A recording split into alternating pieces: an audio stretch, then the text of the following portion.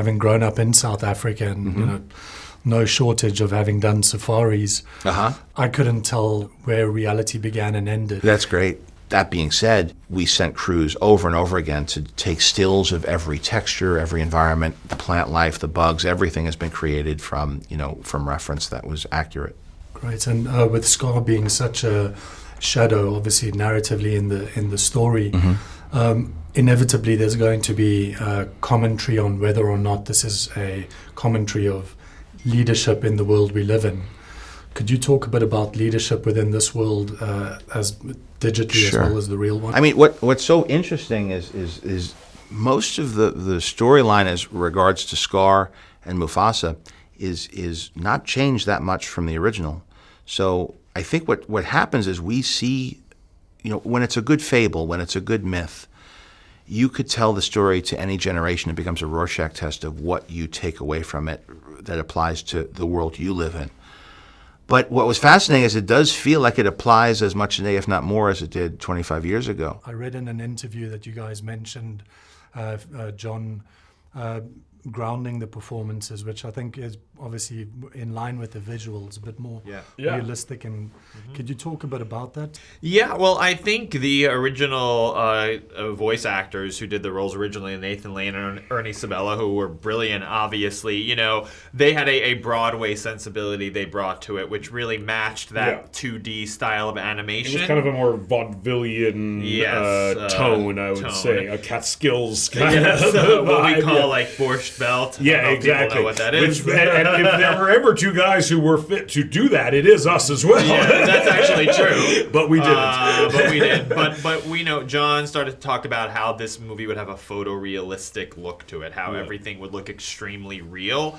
And in that way, the characters could still remain larger than life to a certain degree, but the way they spoke needed to be a bit more conversational, a bit more grounded, and a bit more organic feeling. And so that's what we discovered, and we improvised a lot, which helped, I think, to a certain degree, and that's how we found our version of the characters. Yeah. I don't know if you guys can talk about this, but moving forward, Lion King 2 and 3, have you guys signed for that? It's just going to be Timon and Pumbaa, which is what the people want. And it's just going to be the raw footage of me and Billy recording our voices. Yeah, exactly. They won't animate it. It's too expensive. You had mentioned sort of not necessarily sympathizing, but empathizing with a darker character. Could you talk about that? Yeah, no, I was just very interested in kind of pulling back the curtain and seeing what was happening sort of psychologically, and why he operated in the way that he did, and trying to be quite specific about that, and trying to be specific not about just a kind of a general sort of thirst or lust for power, but really what that is psychologically, what an addiction to status feels like, and why it's so kind of damaging to him, and why he can't sleep or find any real peace, because he feels that he doesn't and isn't in the place that he deserves to be. And how over a period of time, a period of several years, that actually grates, sort of files his mind, as discussed in Macbeth. It's a real physical kind of pain and deterioration to him that occurs over that period of time. So he needs to do something about it, basically, is where we arrive with Scar. I don't know whether it's me reading into the world at large, or maybe it's an indication of my state of analysis, but Scar's sort of controlling Zazu as the news bringer. And, now your statement about the addiction to status and everything, was that a direct commentary on the state of affairs today, of the importance of real news versus fake news? It wasn't a direct, it wasn't a kind of a direct statement on that, actually. But it was.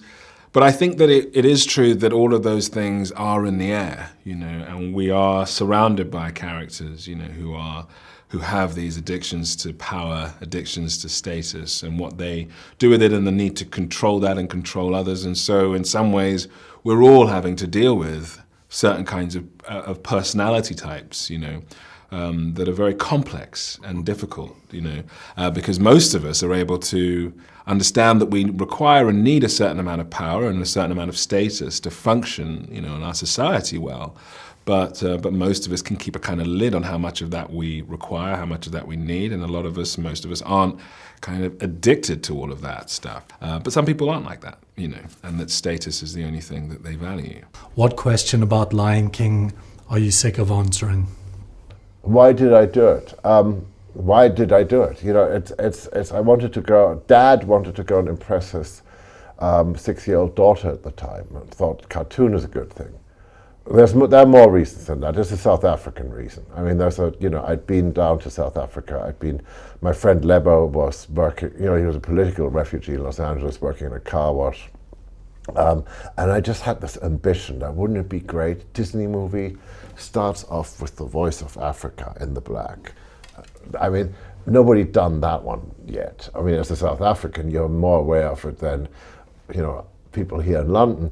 You're just more aware of what's been happening to nature, and you're more aware as a South African that we share this planet with all these different creatures, and if we don't watch it, and if we're not a bit nicer to them, we're all going to go and end up being hyena meat.